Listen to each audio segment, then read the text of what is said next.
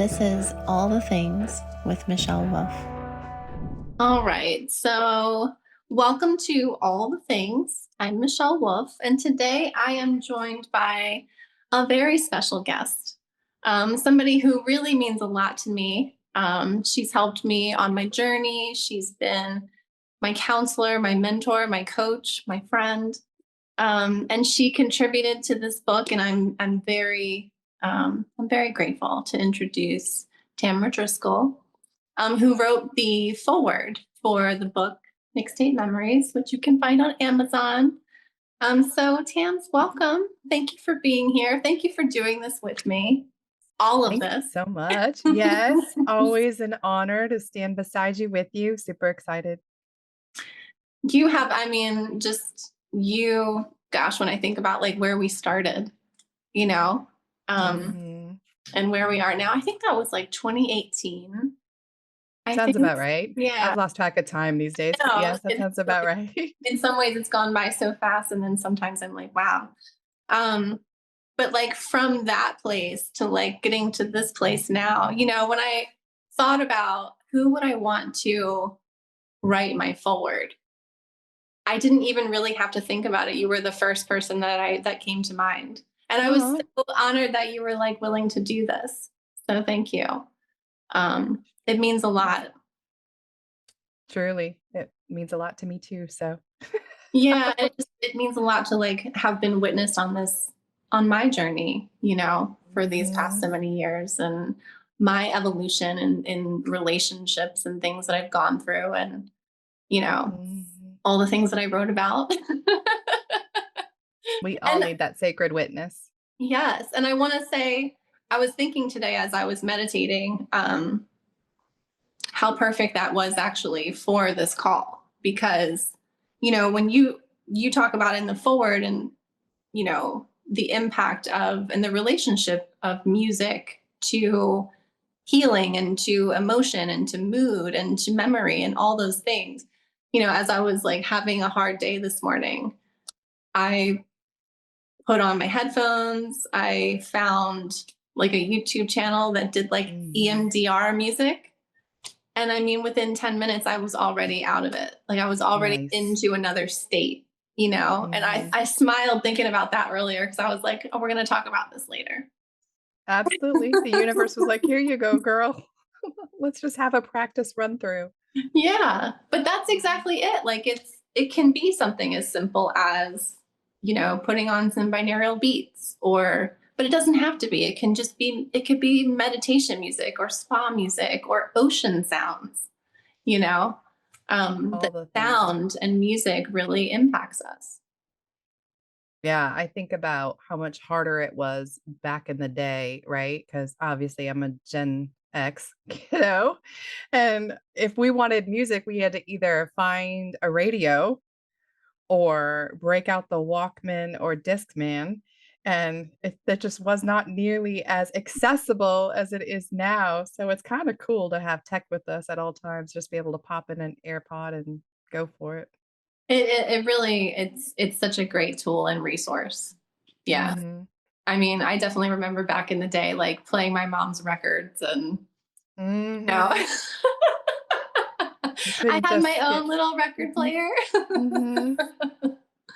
And music was so much more random, I feel, right? Like, because you would Mhm. just like turn on the radio and you were kind of subject to like whatever was played, and also whatever was allowed to be played. That. Now, like we have access to so much more. Mhm. But even just a plethora of like sounds, you know, Right, just right. just like what we would consider music with like lyrics and um like a theme, but just like sound. And I find like a lot of times I'll put on like my TV, and I'll put on like YouTube channel with like Mhm. some sort of cool graphic and just sounds. And it can help so much. I mean, it definitely helps me to ground in myself, helps me like with emotional regulation. You know, Mhm. that's why we wrote this book. Exactly, and I think about all of my neurodivergent lovelies out there, even just having a white noise machine. I keep one at home, I keep one at work, But even that, there's apps for that now. You can switch between white noise, pink noise, purple noise, brown noise. I mean, Yeah.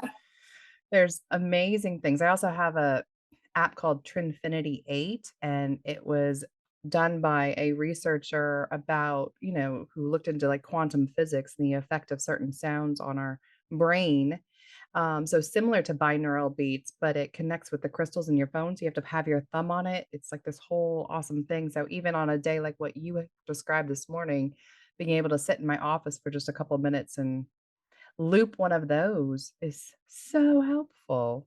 Oh my gosh. And it's beyond like what it does to us energetically. Like it actually Yeah. does. I mean, part of my like awakening into the world of energy and energy healing was really like this. It was born from a video that I found as I was researching for a paper.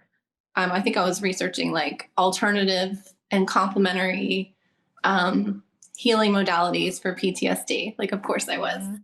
trying to help Mhm. myself. And Mhm. I found this video on the acoustic levitation of water droplets.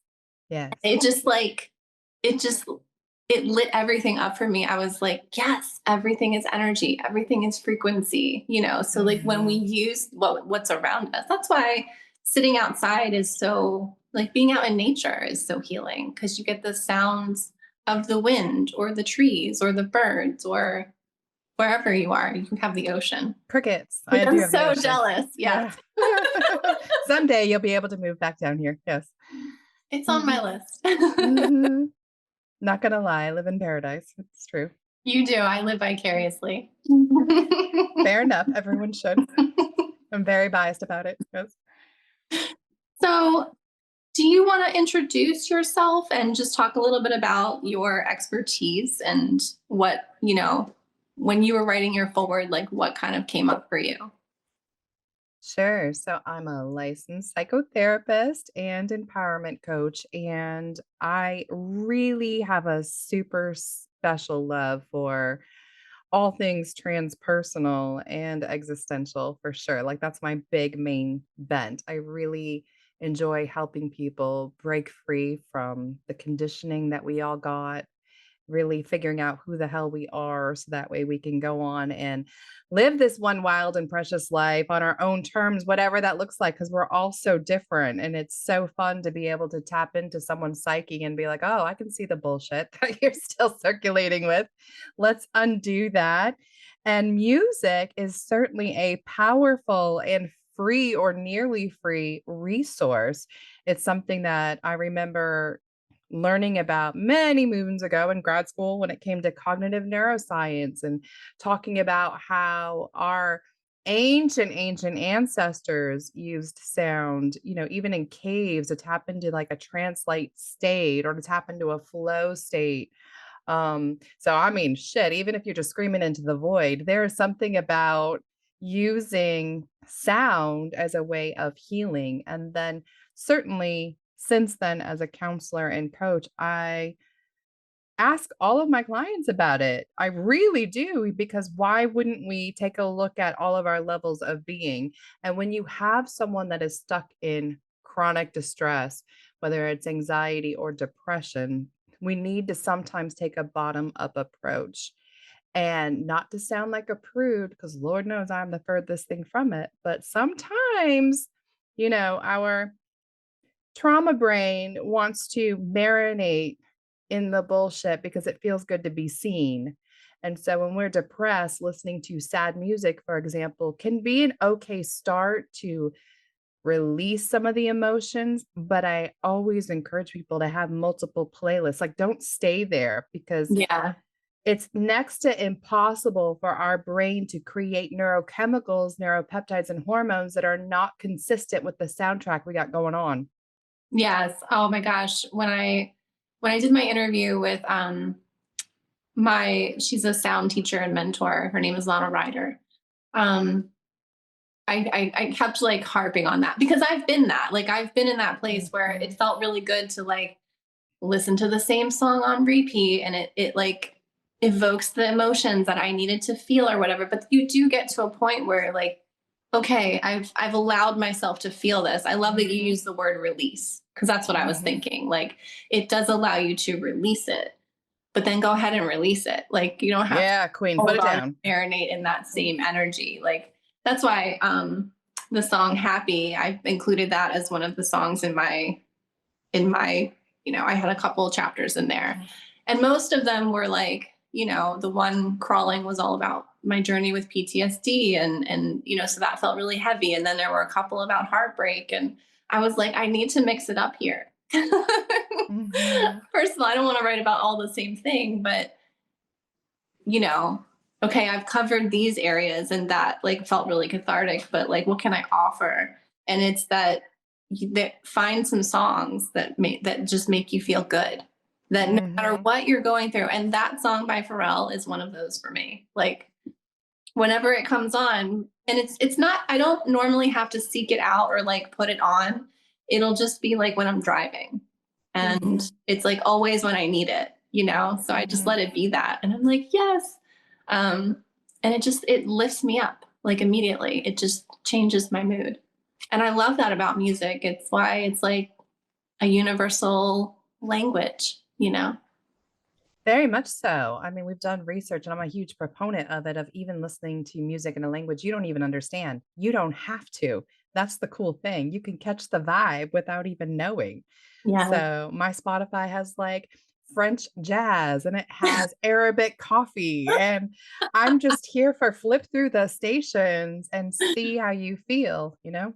I love that. I'm gonna have to check out your Spotify. Mhm. It's cool shit. It is so Gemini goated, as Gen X or Gen I Z would can say. see that for Yeah. you. Yeah. Yeah. I All can over the see it place. for you. Thanks. Mhm. Um, yeah, you've introduced me to some good songs. And I love that. I love when, you know, like somebody will be like, oh, this reminds me of this or whatever. And then I'll listen to it. Mhm. Oh, I love that. I love being Right? introduced to new things, but especially new music. Yes. And I'm really all about, even when we're talking about business coaching, making your own branding playlist. I think it's important Mm. to find your alter ego and to fully immerse yourself in their world. And so dedicating a playlist to what would that person be embodying is super helpful because, again, it's just priming your brain to be able to step in on a cellular and emotional level to connect with it. I mean, that's full Oh, I love embodiment right there. Mhm. Yeah, I love that. That's kind of when I was doing when I was making the um digital workbook to go with the book. Because I, Mhm. I I just had this idea of like, what would be like my own personal playlist, right? And like that's kind of what I did in this book was like go through my personal playlist and like what do these Mhm. songs mean to me?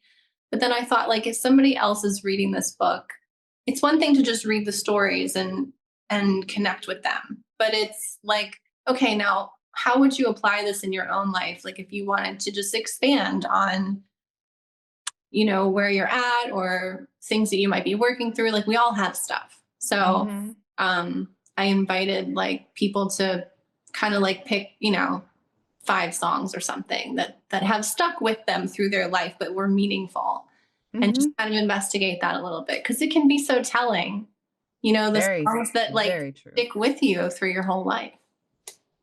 Mhm. Which reminds me of those awesome communities we've done for the elderly that often are struggling with dementia. And we Mm-hmm. call it reminiscence therapy. So to be able to play music from the 40s, the 50s, whatever their decade was, because we all imprint on that coming of age time. Yeah. So it brings about so much, well, health, vitality, and even neuroplasticity. Yeah. Yeah, Mhm. I was watching this video, it was probably on TikTok, and it was like, oh, it was an elderly lady, and somebody was singing to her, Mhm. and she didn't know who that person was. I think it was her granddaughter, or maybe it was her Mhm. daughter, but she remembered every word of the song that they were singing together. Mhm. And there was like, you Exactly. could feel the connection between them. And that's where, like, when you do get to that phase, if you have somebody that is struggling with dementia or Alzheimer's, that music is such a beautiful way to have connection, even if, like memory is missing there. Absolutely. And we have an emotional imprint with it. It's so funny how like you can be going through your day trying to focus on a task, maybe even creating content, and all of a sudden your brain just starts to start playing 1990s Britney Spears lyrics and you're like, I didn't ask for this. I'm trying to focus over here. And the brain's like, nah, fam. Remember that double mint commercial? Like, let's think about that again. Jingles. Yes. Oh my gosh. It reminds me of, have you seen Inside Out? Yes. Oh Love my it. God. Where they send up Yes. that commercial. So spot on. They clearly interviewed a lot of therapists and neuroscience researchers for that. They did a great job. I They felt like did. Yeah, it's with internal that. family systems theory for babies. It's great. Oh, it was awesome. Very telling, very informational. Mhm. Um, it's like I tend to wake up with earworms, where like I'll wake up with a song and I do like I get a lot of messages through music. So I'll say that. Like I wake up and it's like a song has been dropped into my consciousness. And I'm like, okay, and sometimes it's a matter of like I almost need to like play the song to hear it, like and Mhm. it'll go away. It does feel like when it's an earworm for me, it does feel like there's something in that for me, Hmm. where I've woken up with a song and I'm like, okay, how did this get here? I do that a lot. So I don't know. Music must Interesting. be just like a It's a messenger. way for you to connect. Yeah, Yeah. makes sense. I'm just thinking about, how passionate you are about relationships. And so when I work with couples, oftentimes if we're struggling to reconnect, going back and listening to the music that first reminded them of each other is super helpful. Or Mhm. even having them send each other songs throughout the day that remind each other of each other is an awesome way. Because again, the brain has to send out the corresponding emotional imprint that they had. Yeah. It's very challenging to override that, which is a Oh, good I thing. love that. That's really cool. Like I can see that working in couples counseling. Mhm. Um, I mean, music as a love language. I love it. If I can connect with somebody musically, it's usually a pretty deep connection. Because music allows you to, I mean, it does bring the emotion, but I feel like it allows you to express things that you can't always find words for, or maybe you're just not somebody that can put words to something, or that feels too vulnerable. But like sending a song, to Mhm. express it, like it's a beautiful Mhm. thing. It's very connective. It really is. I mean, there's reasons why humans bring music into all of our gatherings, all of our rituals, all of our rites of passage. It's rare for us to have silence. The cave thing made me think about like drumming in Mhm. caves and just how even something as simple as drumming, can be very moving. It can be energetically moving. Um, when I used to do Reiki, when I used to share Reiki, um, I would bring my drum. I'm looking at it because it's hung up on the wall, uh, and just drum over people, and they love the vibration of the drum and how Mhm. it like breaks things up, Mhm. stuck energy, stuck emotion. Yeah, we've also done tuning forks, Tibetan Hmm. singing bowls, all of that. Sound baths are amazing. Yes. Mhm. Do you use that in I mean, aside from like prescribing that to people, do you use that in your daily or in your life? Like, I used to a lot more because my studio had more space for that, but I still keep a smaller one in my office, and mhm. I use it in between sessions, clear energy when I first get there, wake up the energy. So yes, Yeah, it's such a absolutely. good, I have a couple. Mhm. And my kids, well, once in a while, my daughter, like I'll get them all out and I'll set it up and then she'll come over and she'll like play with me. That's fun. See, another way to connect. Yes. And it's like, it also feels like it's kind of, I mean, I don't talk to them a lot about, they don't want to hear it, like my scientific stuff about energy. Even when I'm telling them, like, science is cool, guys. Like, it's okay to be a nerd. Mhm. Science affects everything in your life That's because true. neither one of them likes science right now. And I get it. I remember being 14 and 12, you know. But there are just these little ways where if I can get a little tidbit in where I'm like, okay, we're playing with these bowls, and I'm like, do you feel that? You know, and I'm like introducing them to energy without like really going into right? Without making it weird for them, or so Mhm. cringe, as they would say. Yes, cringe. Mom, you're so cringe. Mhm. That's fine. Yep. I No, I'm okay mhm, with it. I'm mhm. totally okay with it. I've owned it at this point. Good I'm for like, just you. get used to it, guys. Mhm. um, let's see. Where else can we go with this journey? You put a lot of good stuff in here. I'm excited for people to read this. You said, this isn't just background noise we're talking about. This is the music that gets you out of bed in the morning, the melody that carried you through heartbreak, the beat that made you feel alive. Don't settle for sanitized silence. I love that. Yeah. You said feel it, live it. Let it remind you that despite everything, you're here and that matters. Because it does. It brings you, I feel like music brings you to the moment. Like, yes, it can bring up nostalgia and it can remind you of things or whatever, but I feel like it is something that if you're somebody who struggles to be here now, like I feel Mhm. like it is one of those things that does that for you, like gets you back in your body. 100%, and I think we need to use it more consciously again, because if you are having a rough day, intentionally, like you said, if you get stuck in a on a song, playing it so that your brain can close the loop is awesome, and then you can decide where you wanna go from there. But unfortunately, not to sound too woo, but I think your listeners get it. I don't know if you had to do the same 3rd grade experiments I do, but where you had to put the either rice or a plant in front of like classical music versus rock music. I mean, that shit is freaking real. Yes. So I am a fan of sometimes even like hard rock or metal, but to marinate in that day in and day out, I would caution people, it's no different than horror movies and horror soundtracks, that whether you mean to or not, you are spiking your cortisol.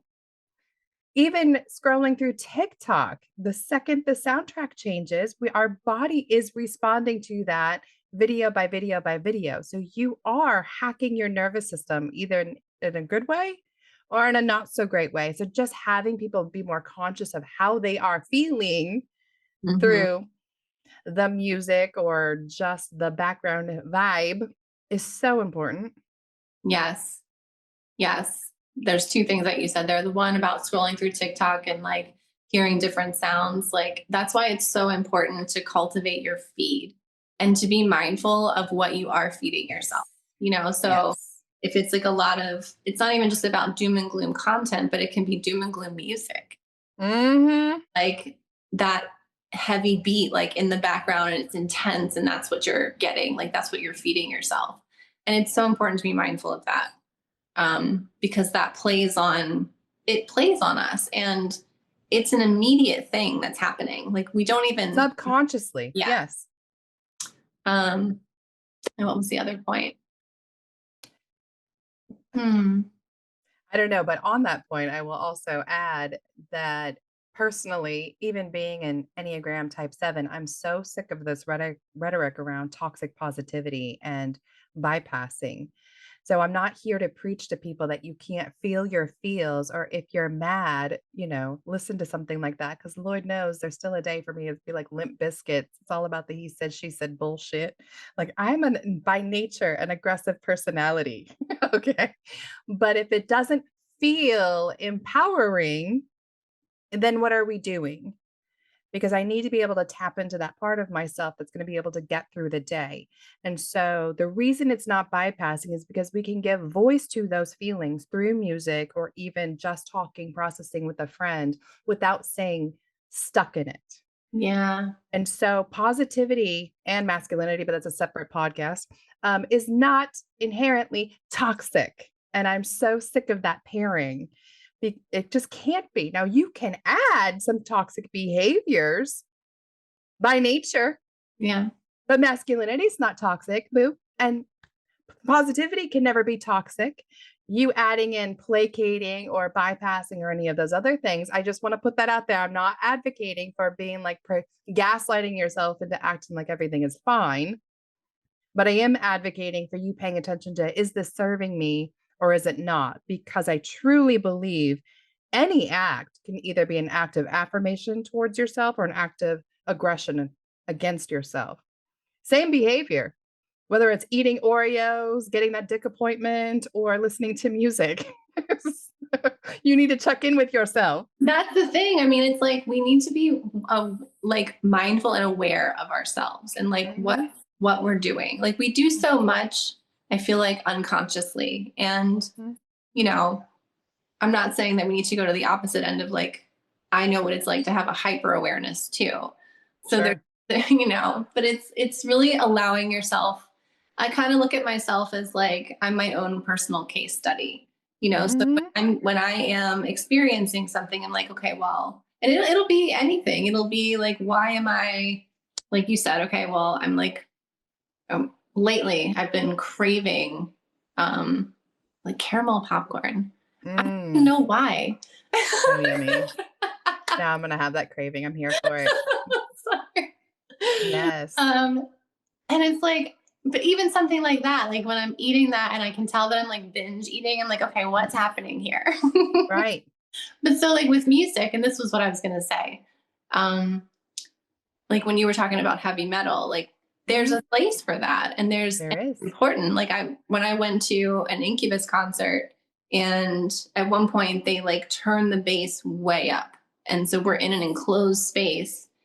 And as they were doing that and they were like ripping chords, my body was vibrating and I could Mhm. feel because of the level of the bass, like my whole root was being like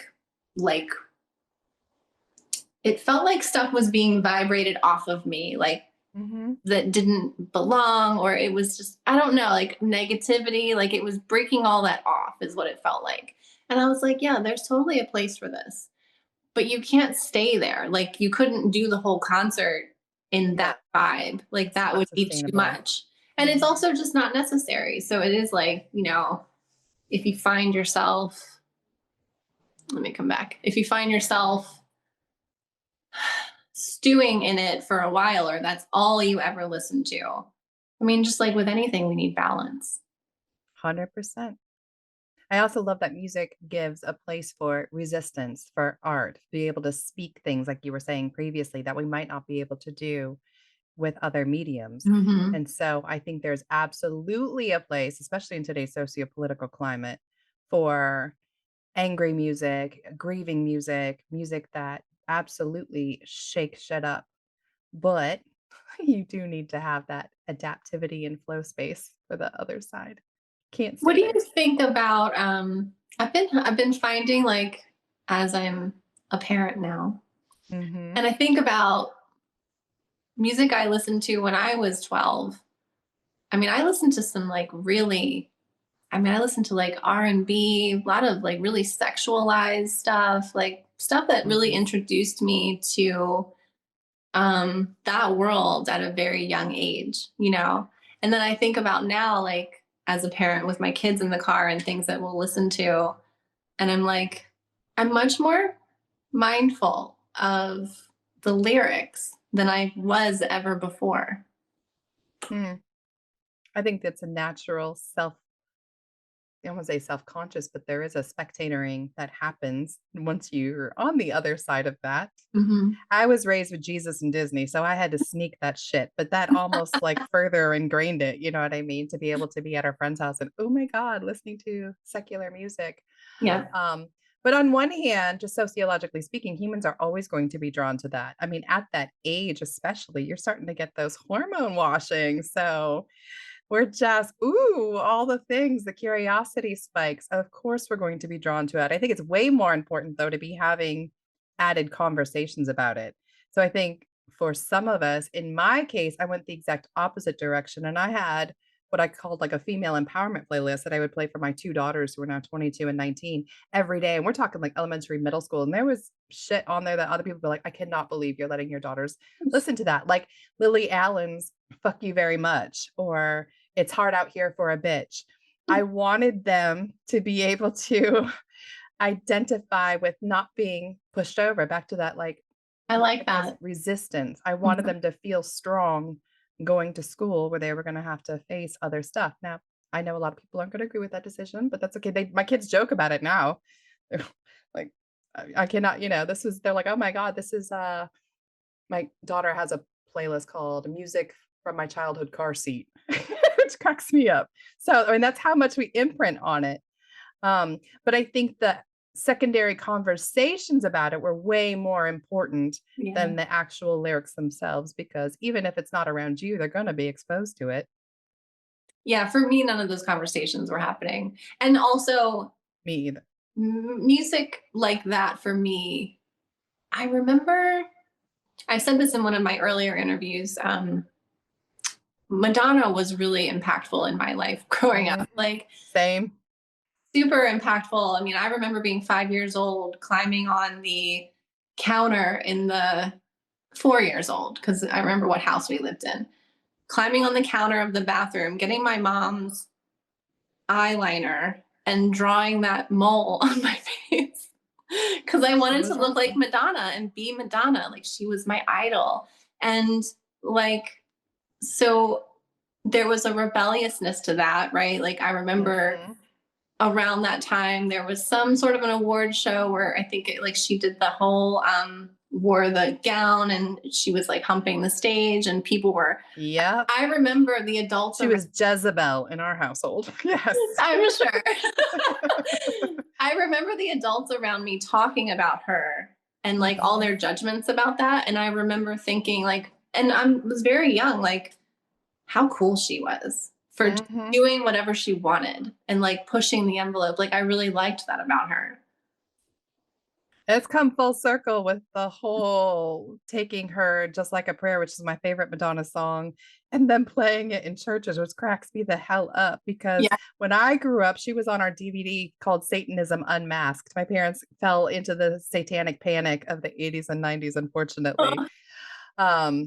So she was like on rule number one, I can see rule that. breaker. Yes. Yeah. But I've always loved that, she stood up for racism and she stood up for the LGBTQ population. Her and that Britney Spears kiss. I mean, Yeah. she definitely pushed the boundary all the way through, and I'm here for it.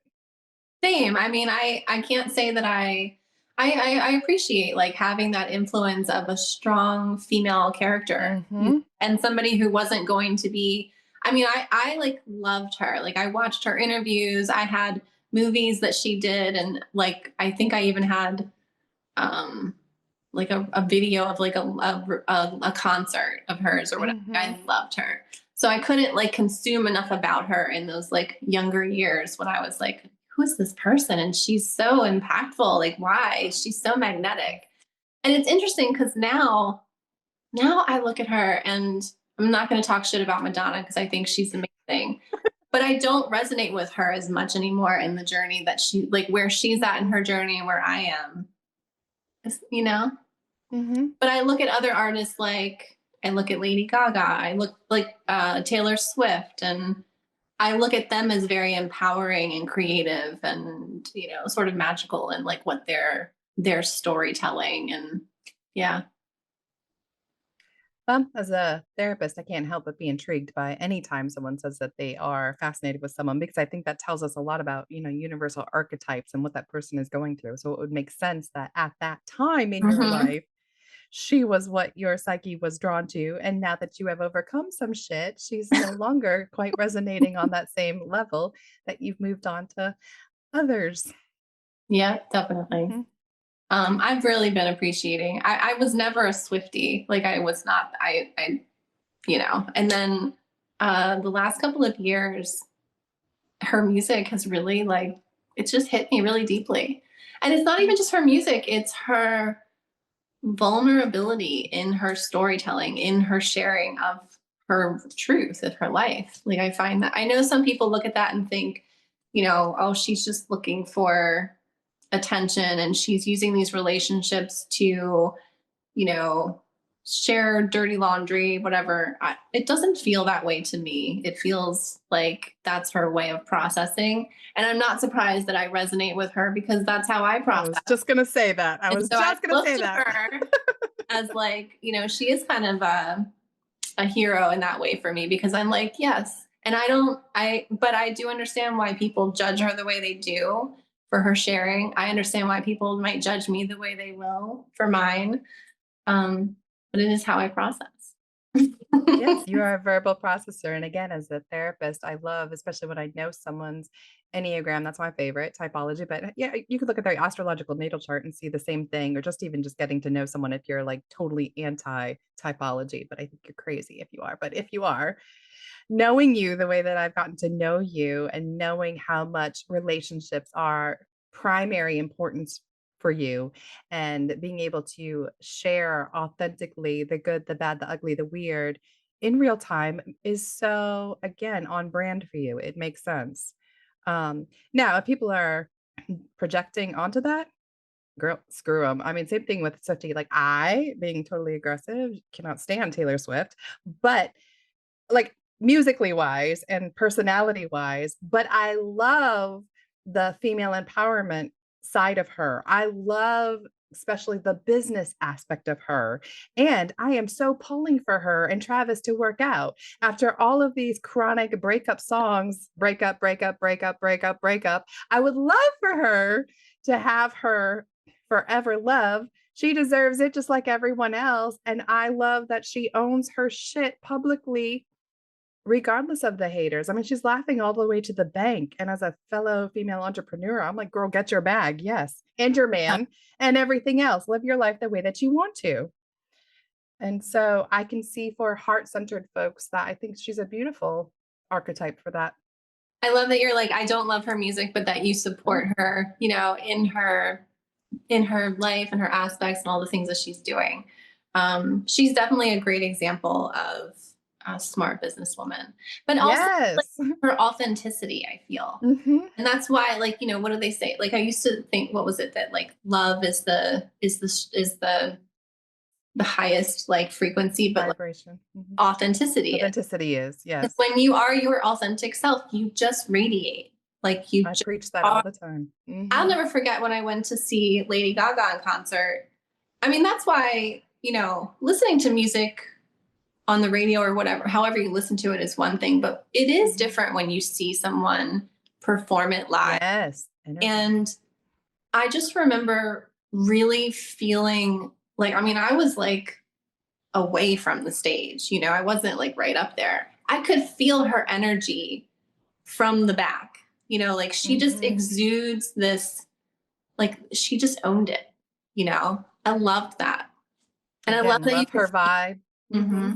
Love everything she's about. Don't like her music, but I love everything she's about. I know I don't particularly love her music, but I appreciate her artistry.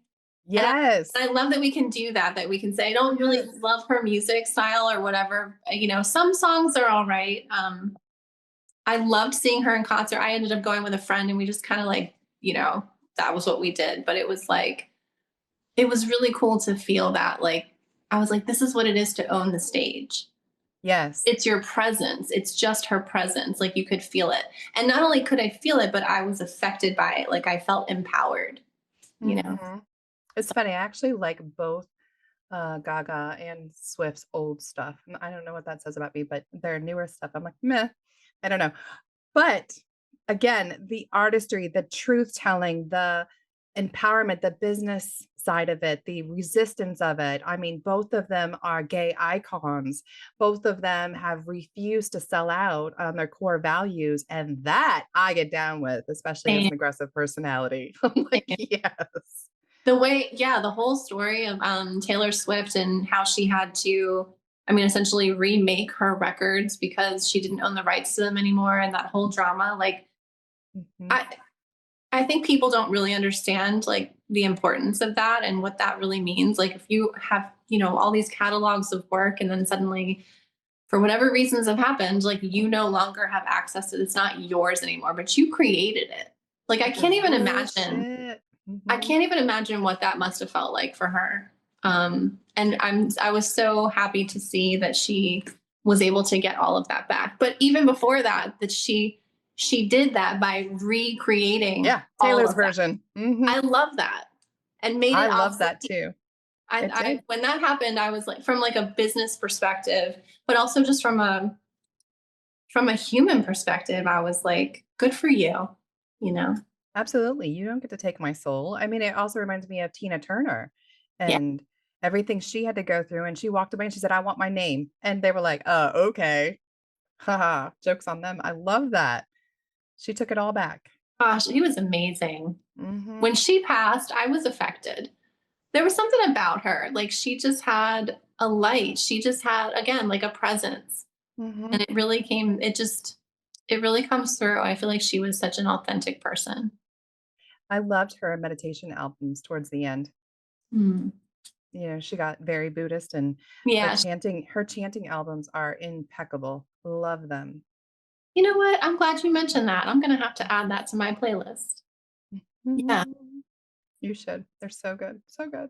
that's what I'm going to do. Yeah. I love Tina Turner. I grew up with her. It's funny when you were talking about I mean, I'm like Gen X, Gen Y, millennial-ish. Like, Mhm. you know, the music that's like nostalgic for me is like Nirvana. That makes sense. Like that. I'll never forget when I had LASIK and it was a touch up. So I was extra nervous about it. Cause like if you've had LASIK, it's pretty easy. Like you go and they do the thing and it's really quick. But when you've already had it and then you have to go back for a touch up, That like, anticipatory anxiety. yes, oh my gosh. So the doctor knew I was so nervous. And I don't know, he just asked me, he's like, what kind of music do you like? I'm like a 90s alt chick, forever. So he puts on Nirvana. What was the song? I don't remember which one it was. And I mean, I was just able to like totally relax. I love that. I've had clients that can, meditate to Metallica. That's just it, Come but as you you need to. are. Yes, Yeah. there you go. Hmm. Classic. That's iconic. Yes. It's such a great song. And I mean, as soon as it just eased the tension for me enough. Mhm. And like whatever he did was over, but he said, this will be done before this song is done. And it was. I love it. It's awesome. Yeah. That is not what you wanna hear when you're about to get jiggy, but because I was just thinking about how music is something that a lot of people, if they're struggling in the bedroom, since that's one of my specialties is sexuality, that we can bring in and help set the mood, set the tone, set the vibration, set the, what type of sex do we want to be having tonight? Yeah. Music can play a big role there. I mean, and the wrong music can really throw that off. That. Yeah. Make sure you've curated that playlist carefully. Yeah. I mean, like I've been there before where you're like in it and then like a Yeah. song comes on and you're like, Well, this is not this right. is not it right now. Right. So I'm like, you need to, again, check in with yourself. What type of, sexual being do I feel like being tonight? Because, Hmm. That is a great place to use music though. I didn't even think about that. I haven't been uh, having a lot of sex lately. well, my boyfriend's 3 weeks on, 3 weeks off, but that's all I talk about anyway. So, Yeah. mhm, But, okay, so we could take it to the next place of like, mhm. even when you're just with yourself, Yep. How that's do I feel like being? Mhm. mhm, exactly. Um, I love that. I mean, it really does. Like it shapes so many aspects of our lives. I mean, I feel like it's kind of like one of those all-encompassing like tools, resources that we have available. 100%. I was just thinking, I recommend having playlists for like making love and then your freakier side. And then even, if we're setting scenes like kink, like not shocking, I have a religious fetish. So, some Gregorian chant, and a crucifix butt plug could totally go together. You have options, my people. Explore the options. Yes, you can do so many things. Oh, Mhm. I love that Gregorian chant. I can just see it. Yeah. I didn't even grow up with that. It's just good though. Mm. It is good. And, I've seen how music can also be weaponized too. Like I've had that Mhm. epiphany where I was like, you know, we have all these concerns about war and all these things, but like they can use sound if they wanted. And they do. And they do. Yeah. And, again, not to get too deep for people, but like organized religion purposefully brings people into that state. You're much more likely to give too. I know everyone's like, oh, not my pastor. Sorry, girl. There's a lot of things that, Yeah. any of those documentaries, any of them on the modern movement. Yeah. It's Hmm. very impactful. And it can definitely impact your motivation. I think it's so important. I mean, to just be mindful of, in general, right? Like, I think it's important Yes. to be mindful, but I think it is important to be mindful of the things that we gravitate towards regularly. Hmm. That's one of those things. Music is one of those things that I'm pretty sure it's a part of our lives regularly, whether we're driving in the car or You can't escape it. we're listening to it on our Mhm. phone or an Alexa or whatever, or, like you said, like we're just scrolling through social media and songs are there. Like I try to be really mindful of the songs that I put to, you know, certain memes or whatever that I'm sharing because I always want to leave people feeling uplifted. Like I Mhm. always want to leave people feeling better. Um, so I think it's important. We don't encounter this as often anymore, but commercials, I always tell people, especially after going through psychology, fucking put that on mute. I mean, sorry, I love it, but y'all need to know they hire psychologists to invoke that emotional feeling because we humans buy on emotion. mhm. And absolutely, we're using that in our political ads. Like I said, we're I was using it in just gonna, church. yeah. Yes. I'm like, "Sorry, fuck you, Sarah McLachlan. I'm not listening to that. Well, I'm staring at sad puppies. No, you're not emotionally hijacking my day." Absolutely not. I know. Oh, the political ads and the doom and gloom music and and it's honestly like it's all sides. It's both sides. It's just ridiculous. And I get the reason why, but it's just like when you see it from that perspective of like I see what you're doing here, Mhm. it feels so ridiculous that this is like the game that we keep playing and that we, as the people that are part of the game, that I just don't know that enough of us are aware of how easily manipulated we are. Sorry, y'all. We are all toddlers in grown-up bodies. Absolutely. We have to be so careful. We are little sheep. And if you're not paying attention, the world will do it for you. Yeah. Yeah. Mhm. And just how easy it is to kind of set yourself on auto, right? Yeah. And let yourself just go with it like every day. Get plugged back into the matrix, I say. Yeah. Mm-hmm. Yeah. It's important for yourself to unplug yourself from the matrix and decide how you want to feel every day and then set your soundtrack for it. Yeah. Even to include silence sometimes. I will, especially after talking to people all day, I have about a 45-minute commute to work. I drive home in silence, often to work in silence that I can think about and just set the tone, do some Mm-hmm. deep breathing, or even just like guttural humming back to sound healing, Yes. Oh, or chanting. I appreciate you mentioning that silence because it is really important. We need that space. We need that white noise. Mm-hmm. And just being in like I've done that too where I'm driving and I just don't want to listen to any music. I'm just No in the car. music, no talking. Mm-mm. Sometimes I'll put the window down and I'll have that like kind of white noise effect. Um, Sometimes I'll just listen to the car, Yeah. you know.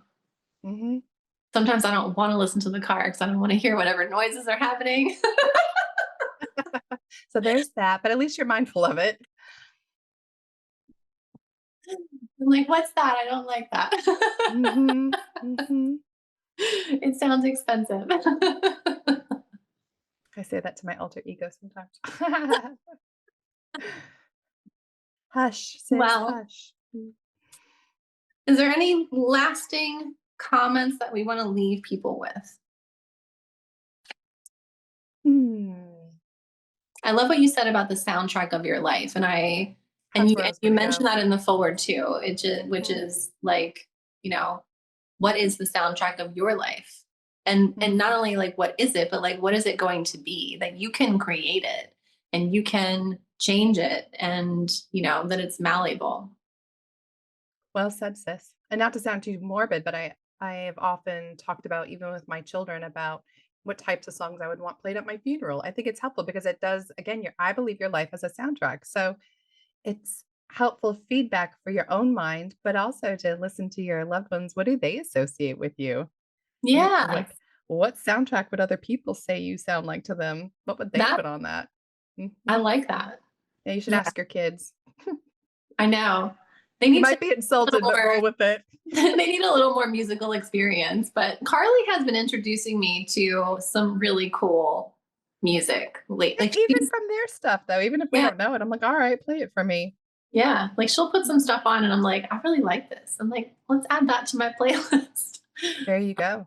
She's introduced me to like 5 good songs in the last year, which I feel like So that's a she's lot. getting to that age. She Mhm, is. She is. Yeah. mhm. We're both definitely going through like changes in our lives and just our understanding of ourselves, you know? But, yeah, she's going through puberty and you're going through Mhm. second puberty, Right. so And it's yes. so funny that it's all at the same time. And I know that that's a Mhm. thing that, and a lot of times what I've read is like that if you have a daughter that's going through puberty and you're going through, or you're like starting to go through menopause, that like you can actually like just how our periods sync up, right? Like that Yep, you can sort of exacerbate those symptoms for each other. yep. So we're like really meeting in the middle right now. And the beauty of it is that we are connecting through music, which I love. And we are just connecting through like even just my openness of like, listen, guys, I'm really doing my best, but like I'm not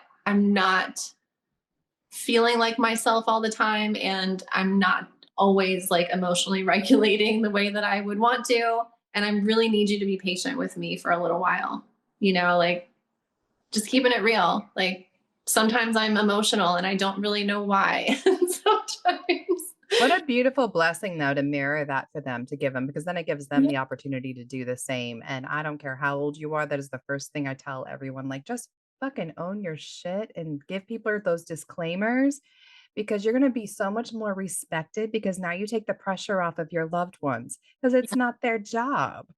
So if you can be like, "Hey, y'all, I know it's me, just please give me some extra grace," you're also teaching them how to be in deeper connection with you. Mhm. What a gift. That is radical autonomy. I love you for Thank you. that. I'm trying. Yeah. I'm trying. Um, and I don't want them to feel like my moodiness has anything to do with them. Like I Right. want them to know that, and they know. I mean, like we've cultivated the relationship that we have, that like if something is going on or I'm being a certain way, like both of them will tell me about it. You Yes. know? But Yes. I Be careful what appreciate you wish for. I do. Yes. We're glad we have that honest, very honest feedback. So honest some days. Yeah. I feel like that's the gift that we give our kids, to be able to like talk to us and tell us their truth. We don't always want to hear the thing, but I'd rather hear it and have the conversation Mhm. than have them go off and think, they can't talk to me, or that I'm annoyed at them, or whatever. Whatever their mind chooses to tell Yeah. them. Yes. Or make it Mhm. about them and that they've done something wrong. So, I love that. well, thank you for being here with me. Thank you for participating in this project. This was a labor of love. This was a passion project. This was a dream for me. So, to have you be a part of this, I mean, you've been with me now for a while and you've seen my transformation. And so it just was really meaningful. I appreciate it. It was for me too. Thanks, sis. And let people know where they can find you. I am all over the interwebs at tamaradriscoll.com. I'm on Instagram at trapezoid tales because I like to say that a lot of us feel like trapezoids in a world full of circles. But if you plug my name in, I'm sure it'll bring it up too. Facebook, LinkedIn, Substack. I'm on all things. TikTok. Find me. Come find me. I've been really loving your TikTok videos. That is one of the hardest things for me. So thank you for saying that. No, I always say, like, I mean, I just like record a video, I just throw it up there, but you do the good stuff. And I see your videos and I'm like, you just shine. Thank You know? you. Mhm. Yeah. Well, thank you for being here. And I guess, everybody check out Mixtape Memories. I hope you like it. If you like it, please leave a review and like and subscribe while you're here. Thanks, everybody. Thanks for joining me for this episode of All the Things.